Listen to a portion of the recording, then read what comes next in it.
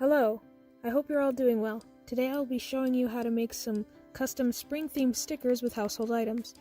And with these steps, you should be able to make whatever types of stickers you want. You don't have to make these specific stickers, but I'll be giving you a tutorial on how to make the bunny, chick, strawberry, and flower. I personally like to put my stickers on my books and planners, but with these stickers you can put them anywhere you want. I have had friends put them on their tablets and water bottles. Starting off with what you need, you're going to need some type of sticker paper. I personally like to use the full sheet label shipping paper because you can easily cut it down into whatever size you want, so you're not limited by any boundaries. But you can also use any type of name label paper or just name tags.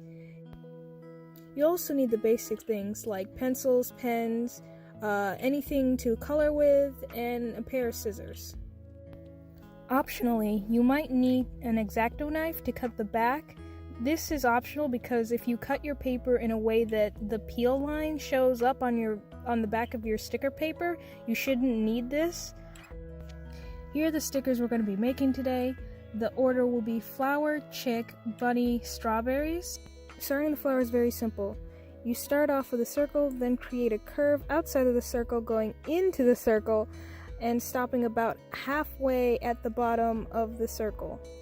Next, you're going to repeat the shape, but this time start on the opposite side and only go to the curve that you've already started. These curves are the inner part of your circle, so now we'll be working on the outer part. Starting at the tip of the curve, go towards the circle, and then follow the curve of the circle around till you reach the bottom of it. Then you can work on the inner parts of the flower. I like to make mine just a simple M shape with the peak of the M, or the dip of the M, touching the top of the circle. Next is the stem, which is just two parallel lines. I curve mine a bit to give it a little bit more realism, but you don't need to do this.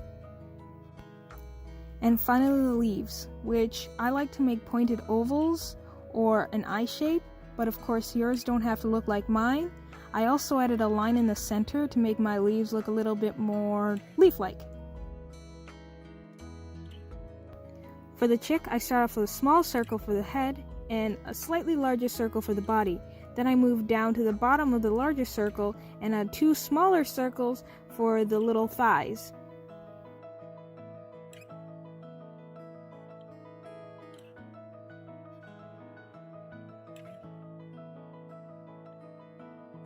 Then I add two parallel lines for the legs and add 3 little toes on each leg.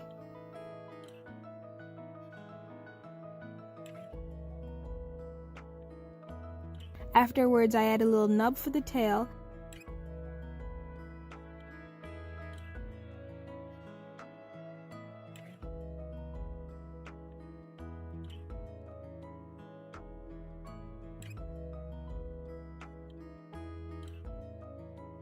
And then add a small smiley face and a triangle on top to make the beak.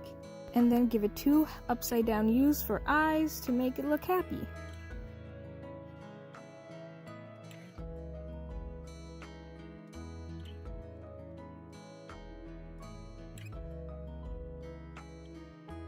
To draw the bunny, you're going to start off with a circle, surprisingly, and then a larger circle for the body, like you're drawing a 2-ball snowman. Next, you're going to want to give the bunny ears, which are just 2 large curves or ovals at the top of the head. And don't forget to draw a little circle for the tail. Afterwards, you're going to have to give that bunny some fluff. I like to make my fluff like I'm drawing a cloud, and I do it all around the body except for the ears, and I give it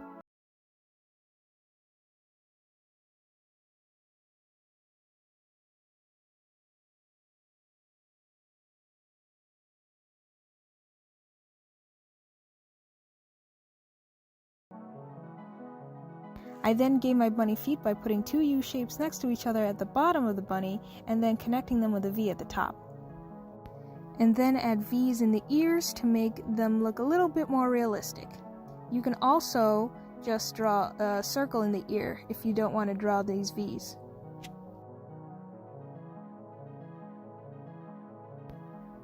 The strawberry is very easy to make. You start off with a large oval this time, and then draw another intercepting oval in the opposite direction of your first oval. Next, you're going to need to connect the two oval shapes to make the body of your strawberry. I also like to add a little heart shape at the bottom of the strawberry.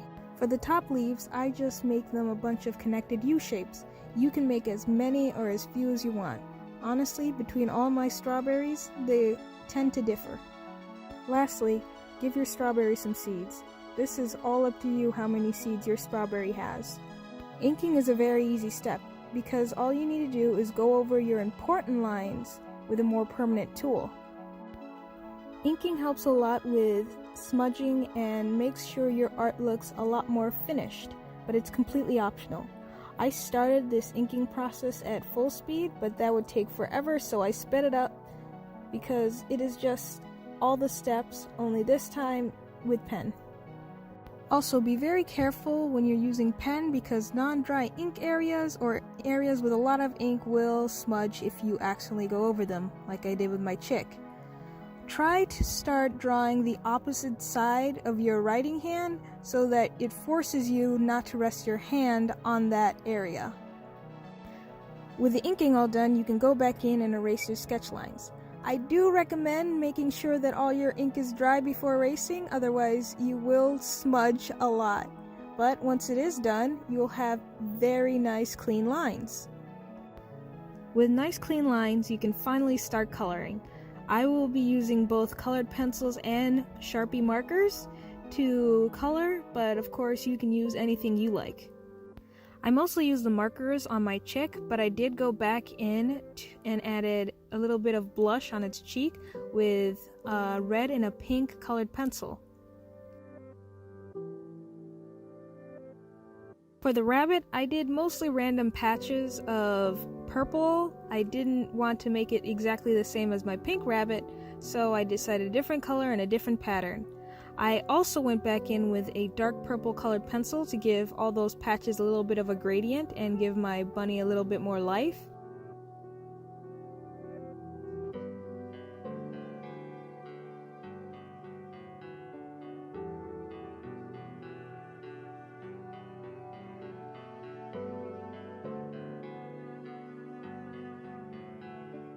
I gave it a little bit of blush using the red and pink colored pencil again.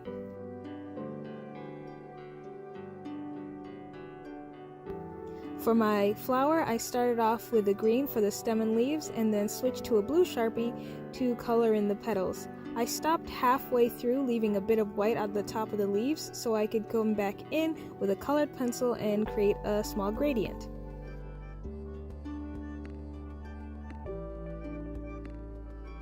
For my strawberry, I wanted to create a gradient with my markers, so I started with red at the top and then filled the rest in with a nice light pink. Afterwards, I went back in with an orange, which is between my two colors, and went over the pink and red to blend it out a bit more. I also went back in with both the pink and the red to help the gradient, but I believe the pink did the most work since it was the lightest of all the colors.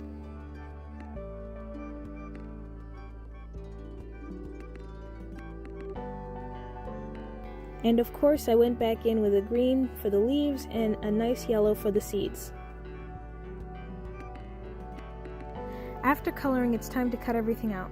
I recommend cutting your stickers into small, simple shapes first before cutting out details.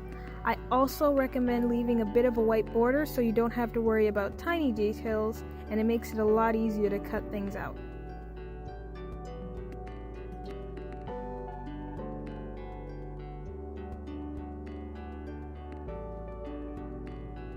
If your stickers don't have a peel line on the back, then you can make one with an X-Acto knife.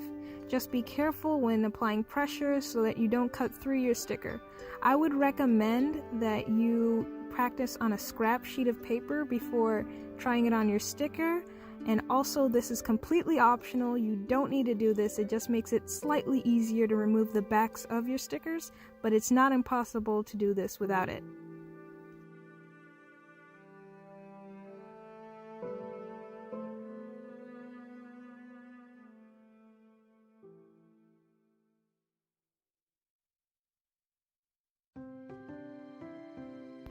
Once that's all done, you have stickers now, and you can use them to decorate whatever you want.